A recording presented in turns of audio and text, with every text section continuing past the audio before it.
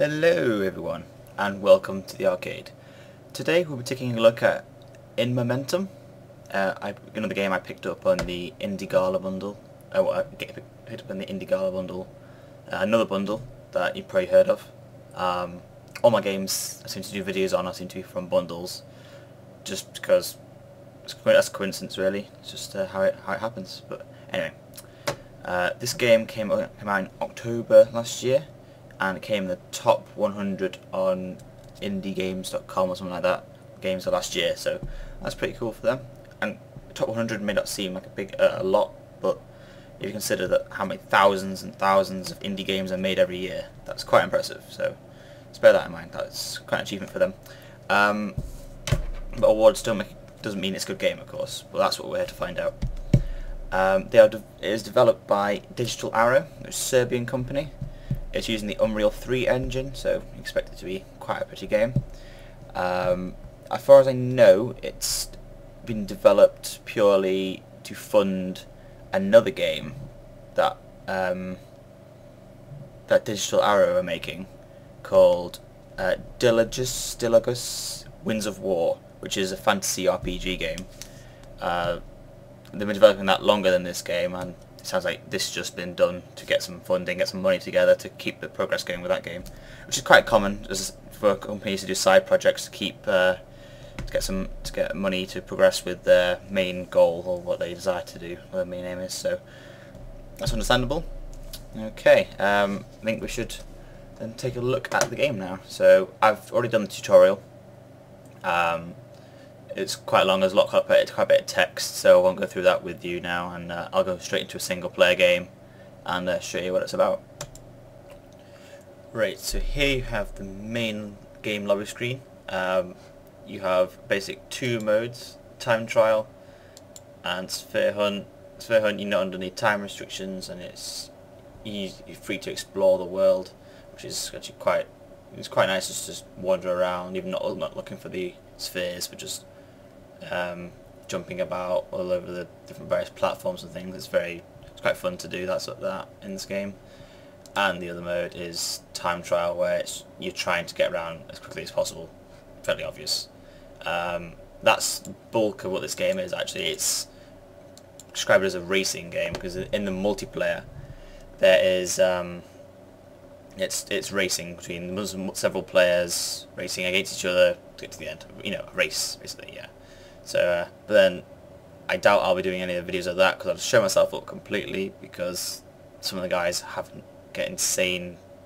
I don't know how they do it, but they get insane speeds and they know the maps at the back of their hand. So it's incredibly embarrassing for me. So I'm going to probably try and avoid that.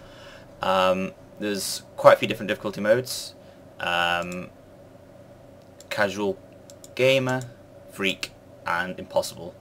And I think I'll be going for casual, because it'll be incredibly frustrating for any of you guys to be watching this video, and it'll just be painful to watch me fail epically over and over again. So there's also a very good selection of maps here. You've got, I think I counted 14 or 12 or 14 before, so that's a good set of modes there. I'll be going for sphere hunt just because there's no less time restriction. I can show you some of the game mechanics a bit better there, I think. I'll go for this first map. It's one of the easier maps as well, I think, so that's very useful for me. I think I'm going to jump in the game now and show you what it's like. Alright, here's the countdown. Yeah. Okay, the controls, let's go over briefly. It's WAS and D to move like this, just move the character. To jump, it's the right mouse button, standard jump. The aim is, of course, is to collect all these orbs. You can see ahead of you. Yeah, right click is jump. Spacebar is to shoot. You have to shoot. See this force field I can't get through at the moment. The gun, which is controlled by the spacebar, you have to hit the generator and it turns it off and you get through. Pretty standard stuff. And now if I jump onto one of these walls, for instance, now I can left click and I jump off the wall and do a wall jump.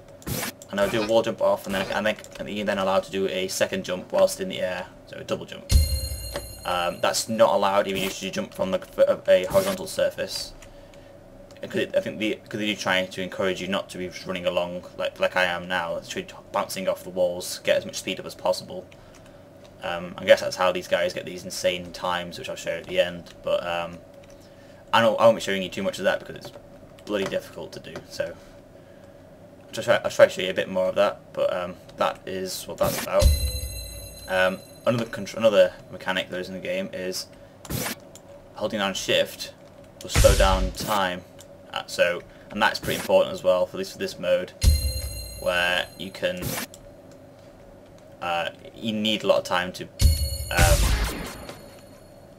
make adjustments to how your trajectory in the air and things, because there are some very narrow, especially up here. I imagine on the high difficulties that some of these spheres are up here, right at the top, on top of these little columns.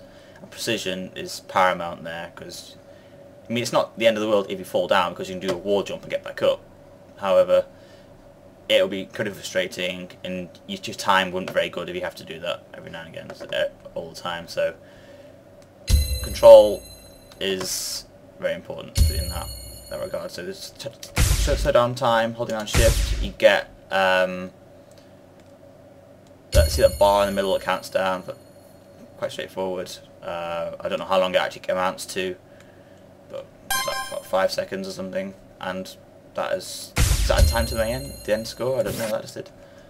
Oh, that's because I went through the checkpoint. That was just how long it's taken me so far. Okay, cool. Yeah. When you start, this arrow will always, on the crosshair in the middle, will always point you towards the next checkpoint, which is these archways. So if I now jump off the edge here, I'll still pressing spacebar to jump, but you just end up back here again. Back at your previous checkpoint. It's just a checkpoint system basically. So stop you getting too frustrated with the game, because believe me, you can get very frustrated with it. Alright, what else can I show you about this game? I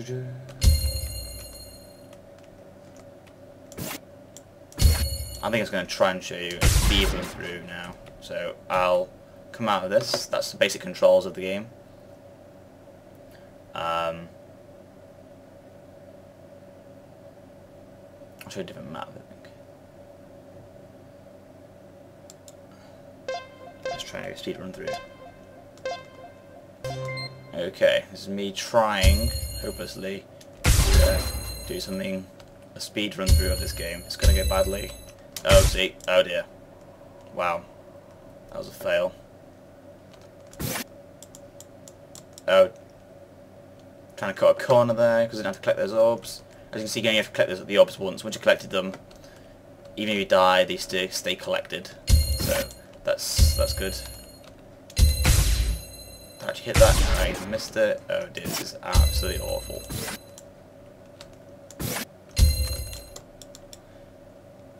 This is embarrassing, really, and it could be frustrating. I told you it would be frustrating for you guys. This is uncasual, and I'm still failing.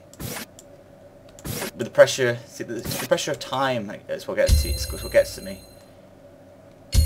Let's get to the end now. Let's get to the end.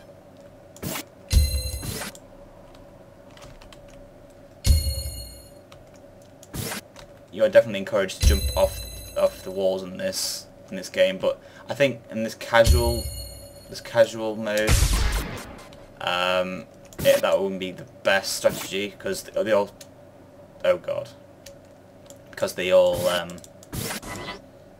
these orbs are on some sort of the same plane, same horizontal plane, so jumping off the walls probably wouldn't be the best strategy. Also, probably jumping into the void either wouldn't be advised.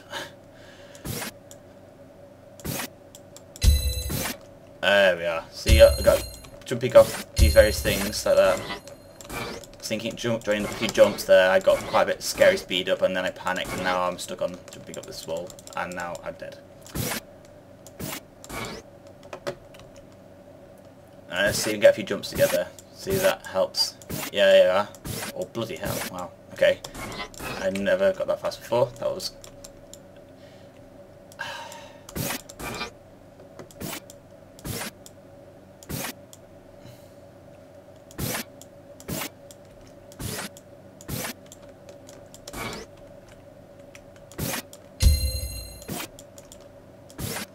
Right, okay.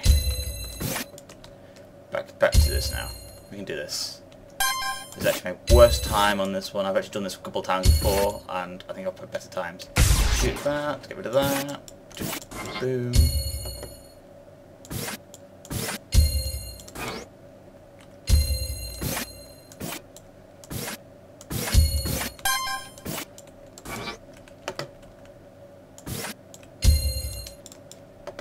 Oh. Wow.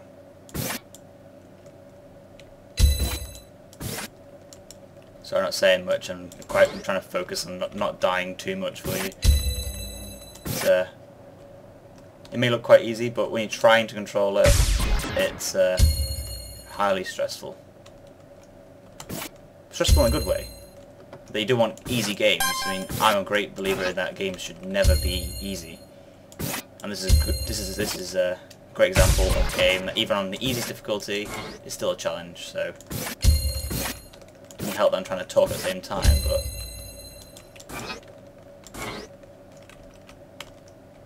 There we are. These get really tense when you just miss and then you end up doing wall jumps over and over all over the place. Well, 3 minutes 22. I'm going to say that that's probably not a very good score. Wow. What? What? 23 seconds. It took 3 minutes less than me to do that. I can't even see how that's possible. Okay, you can get them pretty quickly, but that are quite insane amounts of control. Memorizing the maps. Wow. Obviously these guys are just awesome, and I suck. But that is... wow. I can't quite get over that. Although there are a lot of games like this around, actually, where...